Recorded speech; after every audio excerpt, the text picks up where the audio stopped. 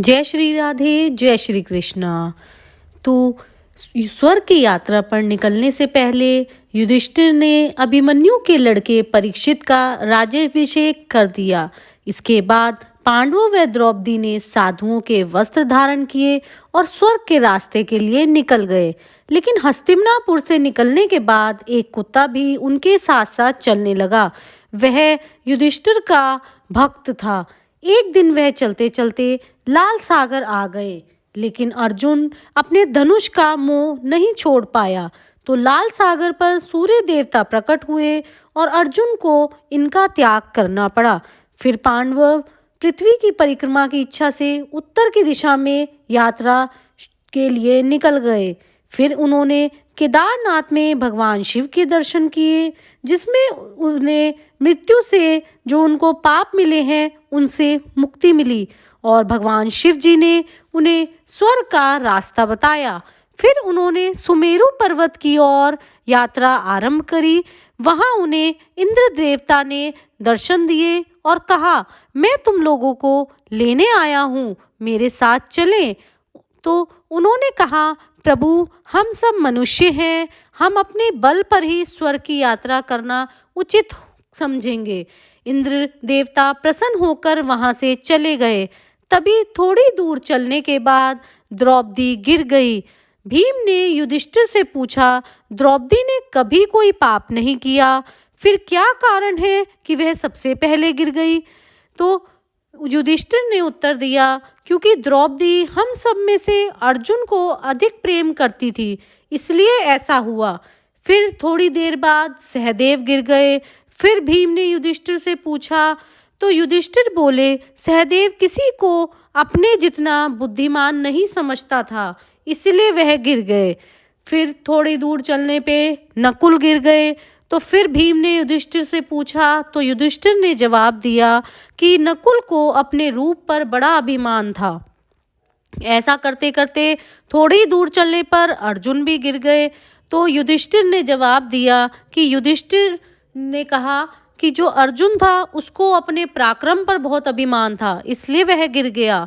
फिर चलते चलते थोड़ी दूर पर भीम भी गिर गए। तो युधिष्ठिर बोले, तुम इसलिए गिर गए हो क्योंकि तुम खाते बहुत थे और पराक्रम का झूठा दिखावा करते थे। फिर स्वामी भक्त वह कुत्ता और युधिष्ठिर ही बचे और वह अपनी स्वर्ग की यात्रा के लिए आगे निकल पड़े। जब वह स्वर्ग पहुंचे तो धर्मराज ने कहा, यह कुत्ता आपके साथ स्वर्ग में प्रवेश नहीं कर सकता। लेकिन जब युधिष्ठिर नहीं माने तो वह कुत्ता यमराज के रूप में आ गया। वह यमराज ही थे जो शुरू से उनके साथ चल रहे थे। जब युधिष्ठिर स्वर्ग पहुंचे तो उन्होंने वहां दुर्योधन को पाया। तब उन्होंने कहा, मेरे भाई व द्रौपदी जिस लोक में है, मुझे भी वहीं ले जाएं। तो इंद्र देवता ने उन्हें दूत के साथ भेज दिया। जब वह दूत के साथ गए तो उन्हें रास्ते में बहुत दुर्गंध आई और बहुत मुश्किल का सामना करना पड़ा। ऐसा रास्ता देख वह पूछने लगे कि अभी और कितना चलना पड़ेगा। तो दूत कहते हैं, अगर आप थक गए हैं तो हम वापस चले, मुझे ऐसा ही कहा गया था। तो युधिष्ठिर वापस चलने के लिए तैयार हो गए, लेकिन जैसे ही वापस जाने लगे तो उन्हें आवाज़ें आने लगी, उन्हें रुकने के लिए बुलाने लगी। वो आवाज़ें उनके भाई व द्रौपदी की थी। तो युधिष्ठिर वहीं रुक गए। तो इंद्र देवता व शनि देवता वहां पहुंच गए और उस समय चारों ओर उजाला हो गया। देवताओं को देखकर युधिष्ठिर पूछने लगे, यह सब क्या है? तो देवता बोले, तुमने अश्वत्थामा के मरने की बात कहकर छल से दुर्योधन का वध कराया था, इसलिए तुम्हारे साथ भी थोड़ी देर का नरक का छल हुआ। अब तुम स्वर्ग चलो, तुम्हारे भाई व द्रौपदी वहां पहुंच गए हैं। फिर युधिष्ठिर ने गंगा नदी में स्नान करके अपने प्राण वहीं त्याग दिए।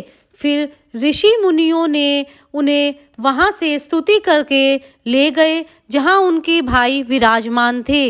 वहां उन्होंने श्री कृष्ण भगवान के दर्शन किए और देखा कि अर्जुन तो उनकी सेवा कर रहा था। भीम शरीर धारण कर वायुदेव के साथ है, कर्ण सूर्य के समान चमक रहा था। नकुल सहदेव भी वहां पर अश्वनी कुमार के साथ थे। इंद्र देवता कहते हैं द्रौपदी लक्ष्मी माँ का ही अंश थी।